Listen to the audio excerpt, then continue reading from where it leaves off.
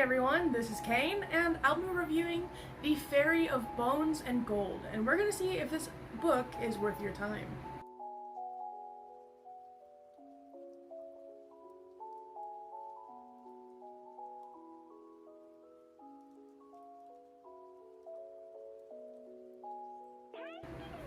Gotta pull up the sleeves. Very important.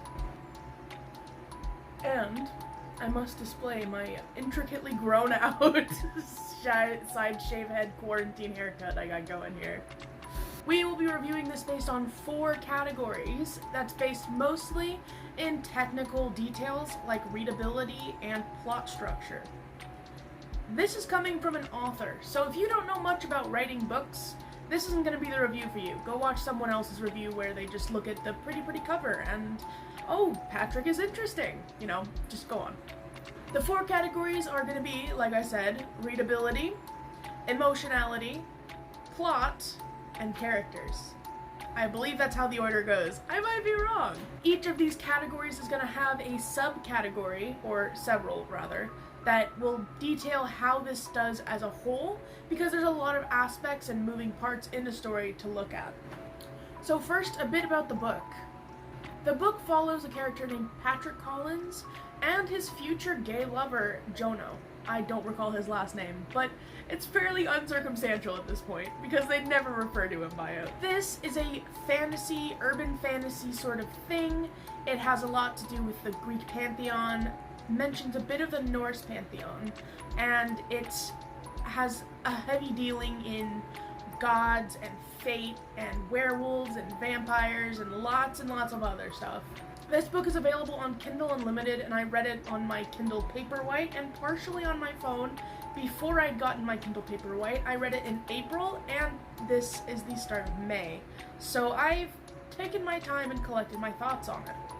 So first we're going to look at readability. Readability is defined, to me, as the ease of reading, basically, as the name implies. But it also involves things like the prose. Is the description too long or too short? Is it nice to read, or is it more slow? It follows the very small, minute details that are on a sentence-by-sentence, paragraph-by-paragraph basis, sometimes even word for word. This, I believe, is where it really excelled, because I found this to be a very nice comfort read, personally. The first subcategory we're looking at is show and not tell. The reason we read novels is to be in the thoughts and feelings of the character, but when we're told the thoughts and feelings of the character, we lose that immersion. So that's very important, is did they show us what's going on, or did they just tell us everything? So with show and tell, I found it rather inconsistent. Sometimes, especially in Act 1 in the beginning, they did tell us a lot of things. I sometimes thought throughout the novel that this book would have been better off started a book earlier on all the past details and dealings, and I'd even questioned one point and looked up on the store if there was a book before this or a prequel that I hadn't seen yet. No, it's just started way too late in the timeline, and it kind of tells a lot in the beginning. This was a bit awkward to read, and it made the start of the book, which I generally struggle with ADHD and everything, a lot more hard than it had to be in the first place. So for show and not tell, I gave it a 3 out of 5, which is about average. The bad outweighed the good. And the important part about show and not tell is that after you got past that hump of information dumping, you really got a good sense and a good feeling in the character's bones, almost. I call it living in their bones, or like a fly on the wall. You really got to see everything that happened. But a lot of the beginning was, like I said, told to you, and that was a bit disruptive, let's say. Next is the pacing. Again, like I said earlier, this follows the sentence by sentence, paragraph by paragraph, and eventually word by word pacing of the novel. I find that the plot by plot pacing matters just as much as the individual word by word basis. So I like to include it in my reviews, especially as I'm reading, so I can know if I have to DNF this book, was it because the plot pacing was foobar? Or was it because the word by word pacing was up shit's creek without a paddle? I love my anagrams here. The pacing on a word-by-word basis tended to lean towards the darker, more cynical, almost noir style. but it also had a lot to do with a good balance. So pacing ideally should be interspersed so that there are quirky, fun, lighter-hearted moments, as well as the darker side, so that you can get a good ratio, so you're not constantly depressed or constantly bored of the novel because it's just nothing goes wrong. So this book it leaned towards the darker area, but it wasn't really that bad. But as a whole, as someone who likes the darker version, I actually rated it a 5 out of 5 because it was really, really good on the pacing on a word-by-word basis. My opinions did differ on the plot basis, however. Another thing that was worth covering is the cliches. A lot of novels will almost read like a bad sitcom, where something happens at the perfect moment that, it would make you chuckle a little bit, but like, it's not, it can pull some readers out of the moment. So I like to include that as well, and I actually noticed that this gets another 5 out of 5 because there were no cliches that I could find. This was actually well written in the sense that the creativity the author had explored different avenues than sitting for a rom-com fanfiction style feel. Our next category is going to be emotionality. I like to define emotionality as if you feel the story, right? So you have to feel the story in order to feel invested. You have to feel the story in order to care about the characters. You have to feel the story to even give a damn if the plot matters. So emotionality is one of the most important portions of a story to me. The prose can suck, the plot can suck, the characters can suck, but as long as you care about all of the above, you can keep reading. But just like plot and readability, emotionality also has pacing. Like I mentioned, you don't want a 300-page book to be all smiles and laughter because then nothing matters. However, I found this book to rather be a 400-page gut punch of depression, and that was as entertaining as it was painful. So as a whole, I gave the pacing of the emotion spread almost about a 2 out of 5 stars, which I know is downplaying how much I loved this book, but the pacing, oh boy, I had to put it down at certain points because I was just too mentally overwhelmed by how much dumb shit was going on. I had to take a break, step aside, or else I would literally die.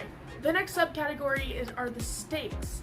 The stakes I almost gave a perfect 5 out of 5 star if it weren't for the fact that these stakes are so high that it feels scary reading the next book because I'm not sure if they can top their win. Because every book is supposed to go higher and higher and higher in the stakes.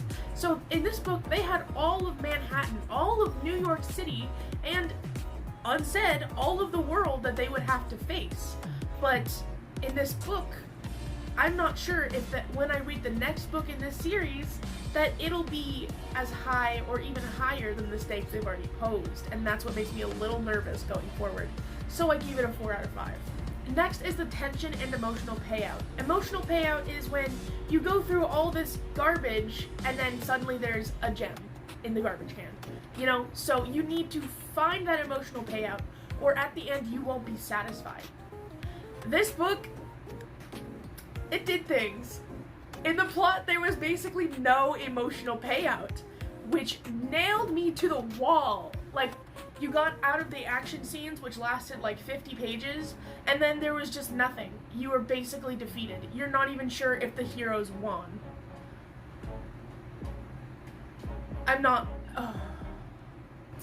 But the emotional payout was good in the sense that the romance was, romance is probably the only thing I like. I could have, if the plot did not have the romance in it, I would not have read it because the rest of it wasn't as interesting as the actual romance in it.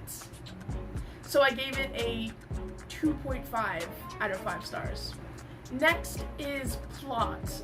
Like I said, if this story did not have the characters, I wouldn't have read the plot, so it's not surprising I didn't regard it very highly.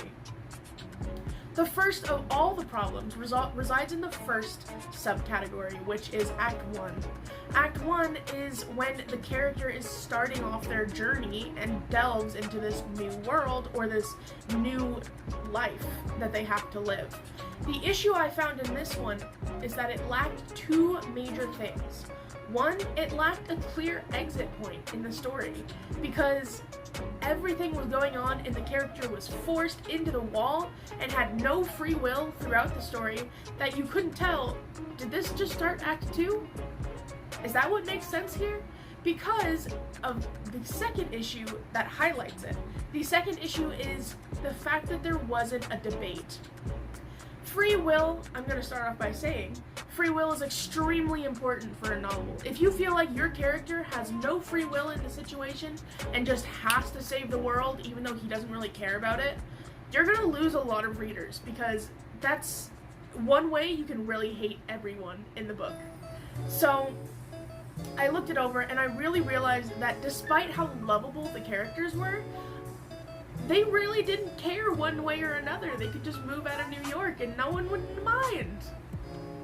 And that was very frustrating for me as a reader, because it was hard to read. I gave Act 1 a 2.5 out of 5 stars, which is kind of sad, again, because I really like this book, but it's necessary. Act 2 I had also problems with, because again, I mentioned how the emotions, it was a 400-page depression.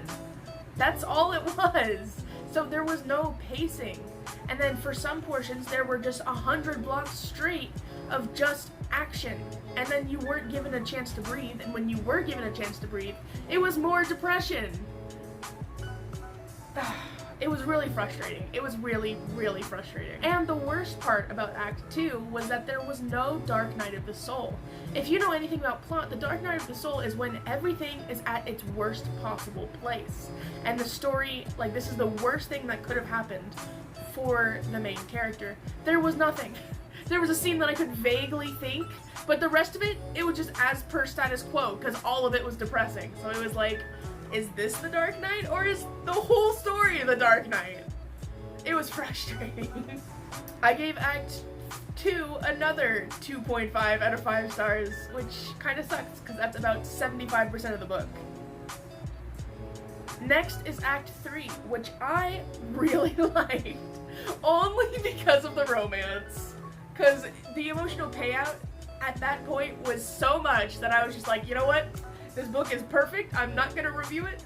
I'm just gonna sit with my brain and love these characters. Unfortunately, I couldn't do that because that's just wrong. But I really wanted to. The ending, like I said earlier, was kind of unclear as to whether they won or not, which is normal in series. However, it was a bit hard to read because you didn't have that emotional payout like I mentioned.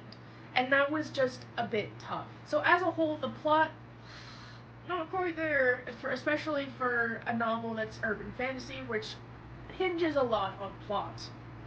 Next are the characters, and y'all know what these are. These are the main people, if you liked them, if you didn't like them, if you even cared to like them or not.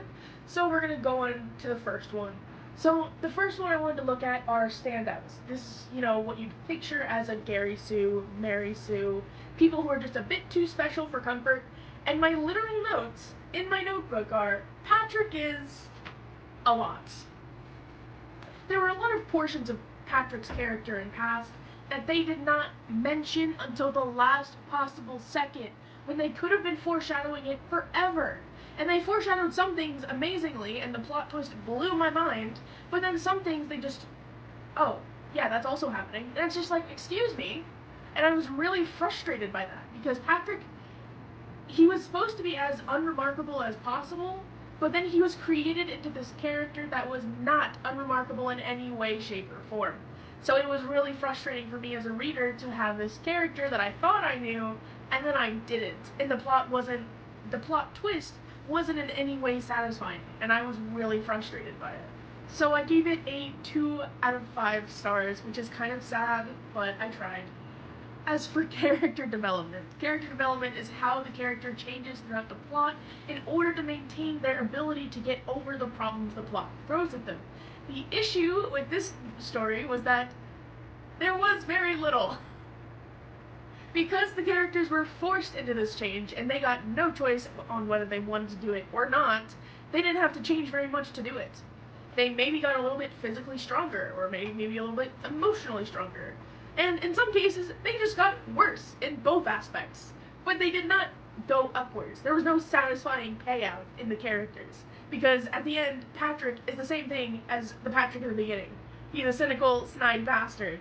But it's just really frustrating that way because I really expected more out of a novel that came off as such an easy, fun read. Another thing I like to mention in book reviews, even if they're just the ones I make up in my head, is that there has to be a clarity character. A clarity character is a character who needs to be filled in on everything. A character who has no experience in whatever the fuck is going on, because that character represents you. And if that character isn't thrown around enough, you have no idea what's happening because all the characters already know what's happening and they have no use to explain it without show and not tell being thrown into the mix. So if this book had a clarity character, the beginning would have been much easier and we would have gotten a much more payoff in terms of foreshadowing, character development aside. So I gave that 1 out of 5 stars, even though most books don't have one. I just like to say that. Next is the chemistry between the characters. It didn't matter if they were fucking or not. These guys, oh my god. They were real and visceral and I loved them, and that was the only reason I kept reading, was for the romance and the characters, because they had such snarky reactions to everything and it was, oh, chef's kiss. Oh, it was amazing. I loved it. So that got a 5 out of 5 stars. Next, and the very last category we'll be reviewing today, is consistency. Were the characters in any way, shape, or form consistent to, you guessed it, their character? Well, they were. Very painfully consistent. In every way, including plot development. So that they did not develop as the character at all. And that was entertaining to watch, in some sense. However, I decided that I'm not sure if I liked that, but I still gave it a 4 out of 5 stars. So that was my review for the Ferry of Bones and Gold. Now I'm going to go over the ideal reader who would love this kind of story, all my critique aside, because my critique doesn't mean anything. I might have talked shit about this book, but I think some people, and a lot of people who don't have this weird lizard brain I have, would really give it a 5 stars, because it is actually a really good book. The ideal reader is someone who doesn't mind a lot of darkness in their story. While there isn't anything extremely dark, especially in the sense of triggering more or less words for people who are mentally ill, it was very dark, and you could tell the character had depression and PTSD. The second thing that would make someone an ideal reader for this book is if they had a big character focus in their stories.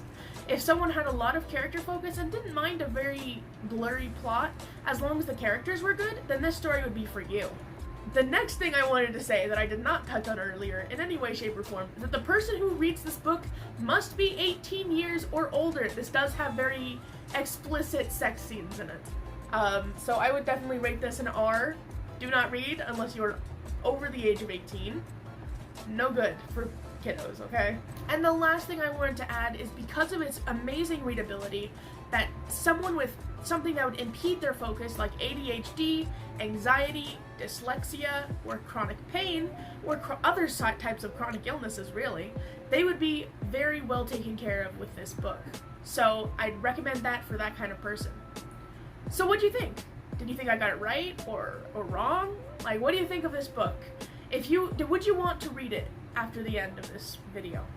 As for me, should I read this book? Yes, and I am planning on reading the rest of the series. I would recommend this highly. As a whole, this whole book got a 3.5 out of 5 stars. Oh my god. As a whole, this book got a 3.5 out of 5 stars, which is a high rating to someone as picky as I am. So it was perfect. Thank you for watching, everyone. I hope you have an amazing day. I hope you subscribe, like, and comment. Let me know that this work is indeed worth it, and I will see you all later.